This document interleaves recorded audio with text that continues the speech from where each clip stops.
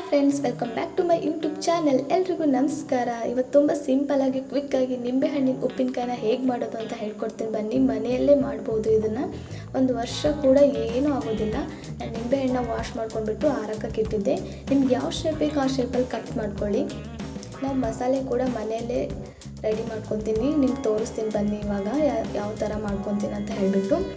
ಇದನ್ನ ಮಾಡ್ಕೊಂಡು ಇಟ್ಬಿಟ್ರೆ ಒಂದು ವರ್ಷ ಆದರೂ ಕೂಡ ಕೆಡೋದೇ ಇಲ್ಲ, ಅಷ್ಟು ಸಖತ್ತಾಗಿರುತ್ತೆ ಇದು. ನೋಡಿ, ನಮ್ಮ ಮಸಾಲೆ ಐಟಮ್ಸ್ ಏನೇನು ಬೇಕಂತ ನಿಮ್ಗೆ ಹೇಳ್ತೀನಿ ಬನ್ನಿ. ನಾರ್ಮಲಾಗಿ ಚಕ್ಕೆ ಮತ್ತು ಫ್ಲವರ್, ಸ್ವಲ್ಪ ಕಾಳು ಮೆಣಸು, ಲವಂಗ ಮತ್ತು ಸ್ವಲ್ಪ ಮೆಂತೆ ಇಷ್ಟಿದ್ರೆ ಸಾಕು. ನೀವು ಹೊರಗಡೆ ತಂದು ಮಸಾಲೆ ಹಾಕೋದೇನು ಬೇಡ, ಇದು ಮನೆಯಲ್ಲೇ ಪ್ರಿಪೇರ್ ಮಾಡ್ಕೊಳ್ಬೋದು. ಇದನ್ನ ಲೋ ಫ್ಲೇಮಲ್ಲಿ ಚೆನ್ನಾಗಿ ಫ್ರೈ ಮಾಡ್ಕೊಳ್ಬೇಕು. ನೋಡಿ ಈ ಥರ. ಅದು ನಿಮ್ಗೆ ಗೊತ್ತಾಗುತ್ತೆ, ಚಟ್ಪಟ್ ಅಂತ ಸೌಂಡ್ ಬರುತ್ತೆ ನೋಡಿ, ಅವಾಗ ತೆಗೆದುಬಿಡಿ. ಜಾಸ್ತಿ ಕೂಡ ಫ್ರೈ ಮಾಡಬೇಡಿ. ಆಮೇಲೆ ಒಂದು ಕಪ್ ಅಷ್ಟಂತ ಅಂದ್ಕೊಳ್ಳಿ. ನೀವು ನಿಂಬೆಹಣ್ಣು ಎಷ್ಟು ತೊಗೊತಿದ್ರೆ ಅದ್ರ ಮೇಲೆ ಡಿಪೆಂಡ್. ಸಾಸಿವೆ ಅದನ್ನು ಕೂಡ ಚೆನ್ನಾಗಿ ಫ್ರೈ ಮಾಡ್ಕೊಳ್ಳಿ. ಆಮೇಲೆ ಒಂದು ಚೂರು ಜೀರಿಗೆ. ಸಾಸಿವೆನ ಜಾಸ್ತಿ ತೊಗೊಳ್ಳಿ, ಜೀರಿಗೆನ ಕಮ್ಮಿ ತೊಗೊಳ್ಳಿ. ಅದನ್ನು ಕೂಡ ಫ್ರೈ ಮಾಡ್ಕೊಳ್ಬೇಕು ಇವಾಗ. ಆಮೇಲೆ ಫ್ರೈ ಮಾಡಿದ್ರೆ ಸ್ವಲ್ಪ ತಣ್ಣಗಾಕಿಡಿ. ತಣ್ಣಗಾದ್ಮೇಲೆ ಮಿಕ್ಸಿಗೆ ಹಾಕ್ಕೊಂಡು ಪೌಡ್ರ್ ಮಾಡ್ಕೊಂಡು ಬಿಡ್ಬೇಕು. ಇವಾಗ ನೋಡಿ, ನಾನು ತಣ್ಣಗಾಯಿತು, ಇವಾಗ ಹಾಕ್ಕೊತಾ ಇದ್ದೀನಿ. ಆಮೇಲೆ ಒಂದು ಸ್ವಲ್ಪ ಬೆಳ್ಳುಳ್ಳಿ, ಅದನ್ನು ಜಜ್ಕೊತೀನಿ ಇವಾಗ. ಇದಕ್ಕೆ ನಾನು ಕಲ್ಲುಪ್ಪು ಹಾಕ್ತಾಯಿದ್ದೀನಿ. ಇದು ಆಪ್ಷನಲ್, ನಿಮ್ಗೆ ಬೇಕಂತಂದರೆ ನಾರ್ಮಲಾಗಿ ಉಪ್ಪು ಕೂಡ ಹಾಕ್ಕೊಳ್ಬೋದು.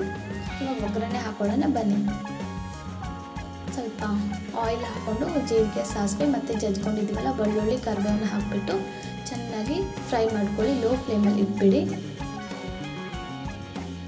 ಈ ಉಪ್ಪಿನಕಾಯಿ ಅಂತೂ ಸಖತ್ತಾಗಿರುತ್ತೆ. ನೀವು ಹೊರಗಡೆ ಶಾಪಲ್ಲಿ ತಂದು ತರೋದಕ್ಕಿಂತ ಈ ಥರ ಮನೇಲಿ ಮಾಡಿಕೊಂಡ್ರೆ ಒಂದು ವರ್ಷ ಆದರೂ ಕೂಡ ಕೆಡೋದಿಲ್ಲ. ಲೋ ಫ್ಲೇಮಲ್ಲಿ ಇಟ್ಕೊಂಡ್ಬಿಡಿ. ಒಂದು ಕಪ್ಪಷ್ಟು ಬೆಲ್ಲ ಕೂಡ ಹಾಕ್ಕೊಳ್ಬೇಕು. ಇದಕ್ಕೆ ಮೇನ್ ಅಂದರೆ ಬೆಲ್ಲ, ಯಾಕಂದರೆ ನಿಂಬೆಹಣ್ಣು ಹುಳಿ ಇರುತ್ತಲ್ಲ, ಸೊ ಅದಕ್ಕೆ ಲೋ ಫ್ಲೇಮಲ್ಲಿ ಇಟ್ಬಿಟ್ಟು ಬೆಲ್ಲ ಕರ್ಗೋತನೂ ಚೆನ್ನಾಗಿ ಮಿಕ್ಸ್ ಮಾಡ್ಕೊತಾನೆ ಇರಿ. ಆಮೇಲೆ ಆಗಲೇ ನಾವು ಗರಂ ಮಸಾಲ ಪುಡಿ ಮಾಡ್ಕೊಂಡಿದ್ದೀವಲ್ಲ, ಅದನ್ನು ಕೂಡ ಆ್ಯಡ್ ಮಾಡ್ಕೊಂಡು ಬಿಡೋಣ ಬನ್ನಿ.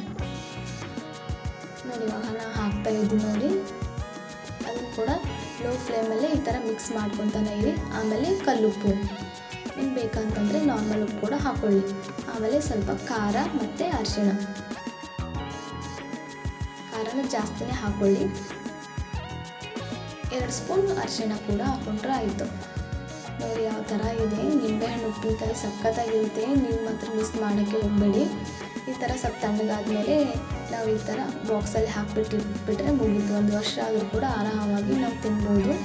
ಬಿಸಿ ಬಿಸಿ ಅನ್ನ ತುಪ್ಪದ ಜೊತೆ ಅಂತೂ ಸಖತ್ತಾಗಿರುತ್ತೆ. ಸೊ ಯಾರಿಗೆಲ್ಲ ಈ ವಿಡಿಯೋ ಇಷ್ಟ ಆದರೆ ಲೈಕ್ ಮಾಡಿ, ಶೇರ್ ಮಾಡಿ, ಕಮೆಂಟ್ ಮಾಡಿ, ಹಾಗೆ ಸಬ್ಸ್ಕ್ರೈಬ್ ಮಾಡ್ಕೊಳ್ಳೋದನ್ನ ಮರಿಬೇಡಿ.